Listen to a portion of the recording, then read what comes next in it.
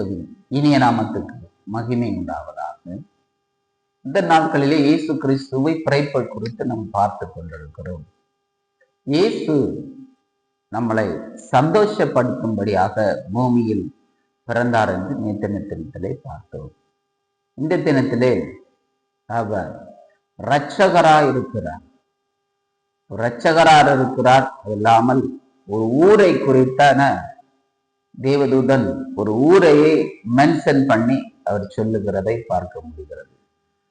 ஏன்னா தாவீது என்கிற ஊரிலே இயேசு பிறக்கிறார் என்று சொல்லி ஒரு தாவீது உடைய பெயரை யூஸ் பண்ணி ஒரு ஊரே அவர் மென்ஷன் பண்ணி பேசுகிறதை பார்க்க முடிகிறது. இந்த தினத்திலே நாம் பார்த்தோமானால் சில வீடுகளை மாத்திரம்தான் ஒவ்வொரு பெயர்களை சொல்லி இந்த வீடு என்று சொல்லுவார்கள்.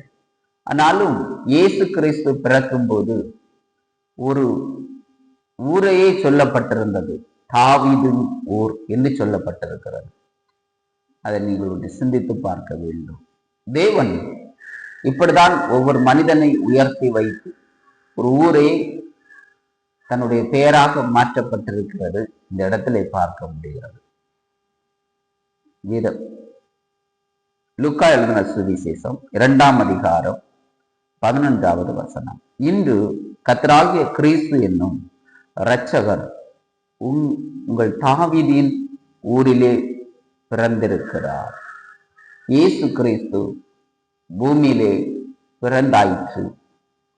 அதை நீங்கள் விசுவாசிக்க வேண்டும். வேதம் அதுதான் தெளிவாக சொல்லுகிறது. இயேசு பூமியிலே பிறந்தாயிற்று. இயேசு பிறந்தவுடனே மிகவும் சந்தோஷம் உண்டாயிற்று.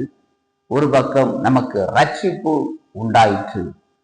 இரட்சகர் அவர் ரட்சிக்கிறவர் என்று சொல்லப்பட்டிருக்கிறது வேதத்திலே. அவர் இரட்சகராய் இருக்கிறார், நம்மளை ரட்சிக்கிறவர்.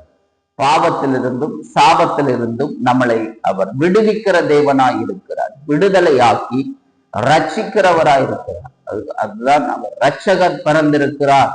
தாவீதின் ஊரிலே இரட்சகர் பிறந்திருக்கிறார் என்று சொல்லுகிறதை பார்க்க முடிகிறது. நமக்கு இனிமேல் சந்தோஷம் உண்டு.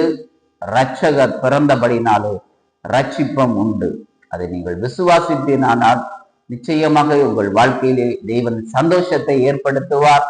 உங்கள் வாழ்க்கையில் ஒரு குடும்பத்தில் இருக்கிற பிரச்சனைகளை நிச்சயமாய் ஒரு விடுதலையை கொடுத்து ரட்சிக்கிறவராய் இருப்பார்.